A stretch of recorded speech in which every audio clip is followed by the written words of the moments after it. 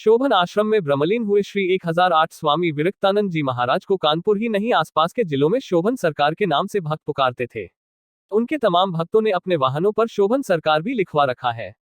भक्त उन्हें सरकार का रूप मानते रहे तो स्वामी जी ने भी भक्तों के लिए अपनी हठधर्मिता को हथियार बनाया था। शोभन ही नहीं बल्कि उन्नाव, फतेहपुर और चित्रकूट में स्वामी जी ने न केवल मंदिरों की स्थापना की बल्कि समाज के उत्थान के लिए अनेकों कार्य किए। पब्लिक पंप कैनाल से दूर किया जल संकट।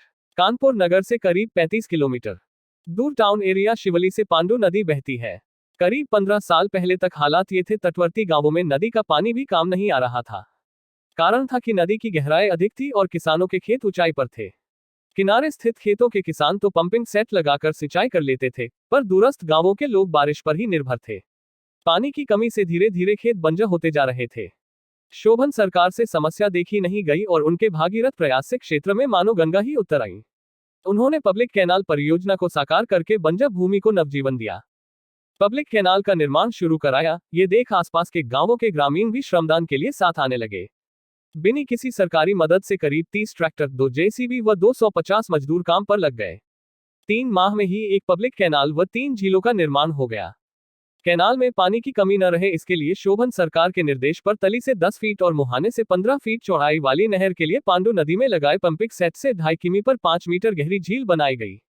शोभन गांव निवासी मुनीम शुक्ला व बैरी दरियाव के रामजी व शोभन के मनोज बताते हैं कि कैनाल निर्माण में न तो इंजीनियर और न ही किसी विशेषज्ञ की मदद ली गई। कैनाल के लिए शोभन सरकार ने प्रदेश सरकार को विद्युत कनेक्शन के लिए कई प्रस्ताव भेजे। काफी समय तक सुनवाई न हुई तो उन्होंने अपनी हठधर्मिता का पैगाम जैसे भेजा तो अफसर और नेता दौड़े आए।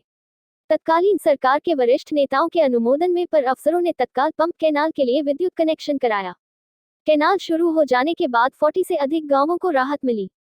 आज शोभन, बैरी दरियाव, जुगराजपुर, कल्याणपुर, हृदयपुर, रुदापुर, असई, अनूपपुर, बैरी बस्ता, सिंहपुर, ललूपुरवा, धाकनपुरवा, गंभीरपुर, पर्वतपुरवा व दुंदपुर समेत 40 से अधिक गांवों के किसानों को हर समय पानी उपलब्ध रहता है। गौरी गांव में पुल बनवाया। शोभन आश्रम से करीब 2 किमी स्थित पांडु नदी को पार करने के लिए नौखी साधन थी। उस पार से और इस पार से आवागमन में लोगों को परेशानी हो रही थी। शोभन सरकार ने लोगों की समस्या को समझा और श्रमदान से नदी पर पुल बनाने की ठान ली। पुल का निर्माण शुरू हुआ तो अफसरों और नेताओं ने संज्ञान लिया। शोभन सरकार ने श्रमदान से पांडु नदी पर गौरी पुल का निर्माण कराया। स्कूल, कॉलेज और अस्पताल खुलवाया। शोभन सरकार ने आश्रम संभालने के बाद सबसे पहले शिक्षा का अंधियारा दूर करने की ठानी। पांडु नदी किनारे के गांवों में बच्चों की शिक्षा को जरूरी बताया।